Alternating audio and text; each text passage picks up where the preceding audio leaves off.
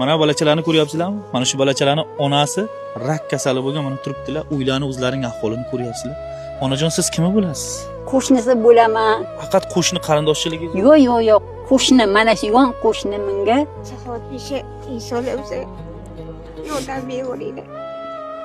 Sog' salomat bo'lib ketay. ilohim. Mandan qaytmasa Alloh taqilsin. Alloh hammalarning balodan asrasin. Qaranglar, qandaqa qo'shnilar bor. Onajon, siz nechaga kirdingiz? 70 ga Beroq kirdim. 70 ga. 70 ga Har kuni chiqasiz? har kun chiqaman, sut olib chiqaman.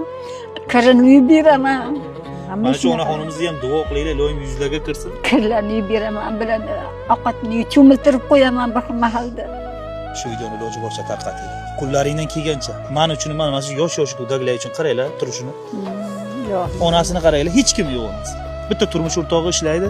Turmush o'rtog'i qaysi biriga ketdi? Ha, kasal. Havlilarigacha sotib olgan. Nahotki siz bilan biz ko'rib turib shu videoni tarqata olmasak. Imkoniyati bor odamlar juda ko'p, shu odamlarga yetib borsin shu video. Jabbor Rasulov nohiyasini G'olakandoz qishlog'iga kelganmiz. G'olakandozlik akalarimiz qani sizlar? Yaxshiyam qishlog'imizda Jasurbek Abdullayev bor. Shitda. O'sha har yili menga 1000 so'm, 1,5 ming, 10 kun yordam qilib turadi. Mana shu har 5-6 yildan beri Ulug'bek doktorning o'g'li mana shunga yordam qilib turadi. Abdullayev Jasurbek aka, biz ko'rib turganimizda Alloh rozi bo'lsin, sizga o'xshagan boylar ko'p aytsin doim.